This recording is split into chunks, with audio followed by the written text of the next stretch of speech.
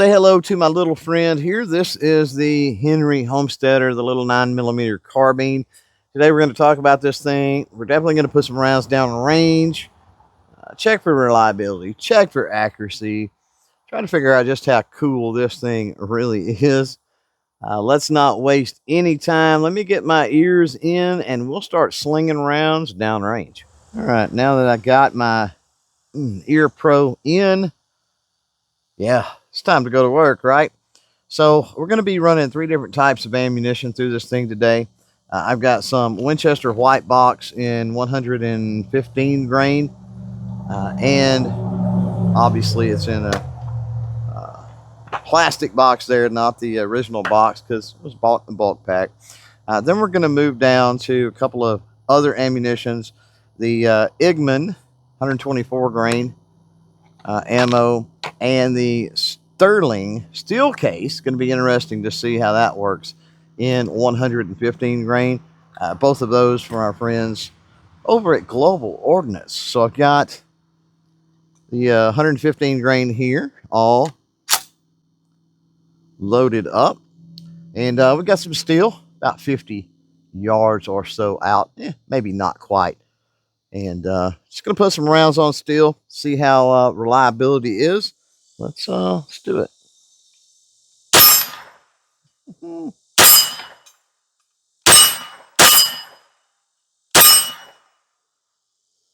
right, now let's go with that Igman 124 grain.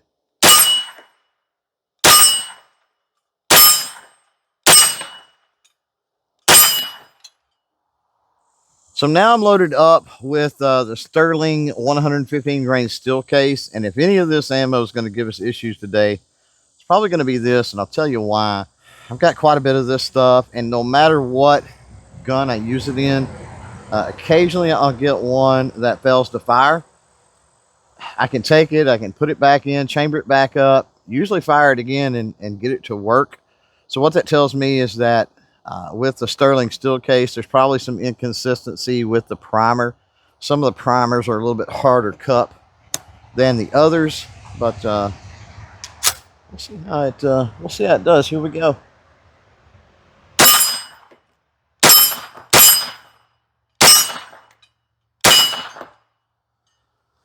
And run like a champ that go around. Before we shoot for groups or we do the ratings on this thing, let's talk about it.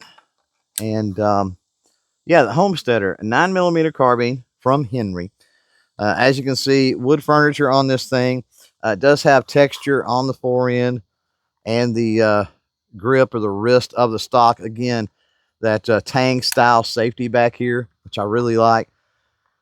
Does not come with an optics rail, even though it is drilled and tapped. So that is an option. I found that the best, hands down, optics rail for this thing is the Ranger Point Precision rail. And I've got a video on that, so you can back up once you're done here. Check that out if you want to. And then we're running the Gideon Optics Omega. Obviously, it doesn't have anything to do with the little rifle itself. Threaded barrel. As far as sights, you've got a front blade and a rear peep, and it's a barrel mounted rear peep. It's not mounted on the receiver. Magazines. I know that's going to be a big question out there, and there are multiple versions of this, and you'll have to forgive me, but I think you've got the Henry magazine version, which is basically what this one is.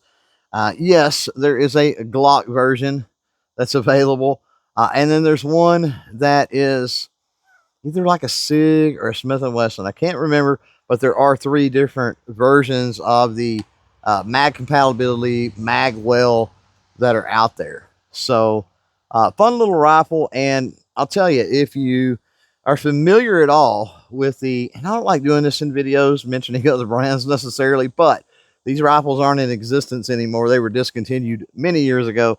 The little Marlin Camp rifles, C-A-M-P, camp rifles.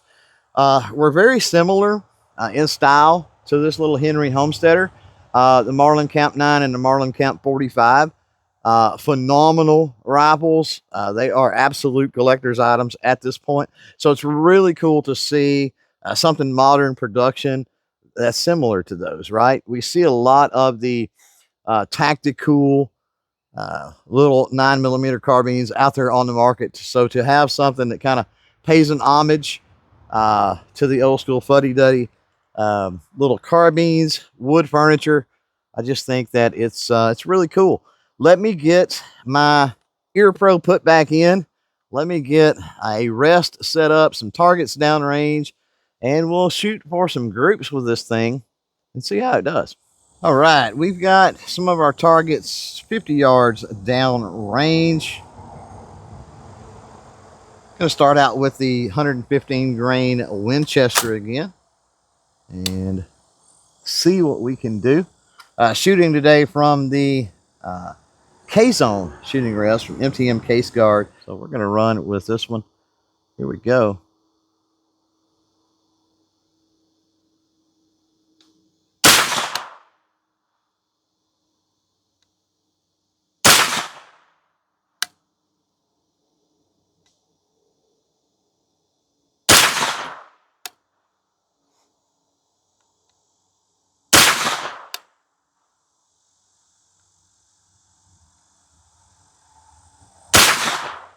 I'll tell you, it's a bright day today. The center of the targets we're shooting is white. And this is the green reticle, this little Gideon Omega. I've got the brightness all the way up. And the dot, it sort of disappears inside the bullseye of the target, so to speak. So let's load up some of that 124 grain Igman and we'll move on. All right, 124 grain Igman ammo. Here we go. Move, shift just a little bit. All right, let's do this.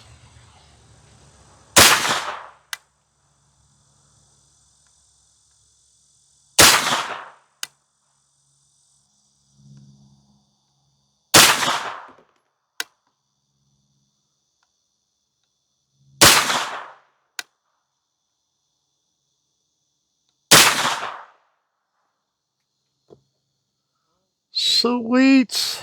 Look to me, I can barely see. I can see dark spots basically on the targets. That's all I can see that far away. I think maybe the Igman is a little bigger group. I don't know. We'll find out in just a second. Let's finish things off. If I can speak today, load up some of this 115 grain sterling steel case. Now keep in mind, again, with this steel case, we may have some fail-to-fires. It is entirely plausible. Here we go.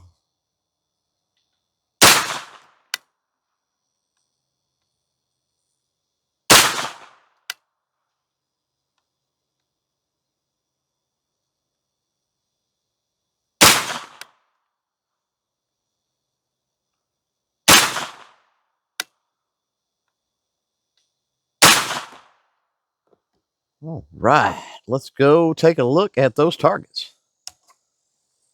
There's the Winchester 115 grain. There is the Igman 124 grain. And finally, that Sterling steel case 115 grain.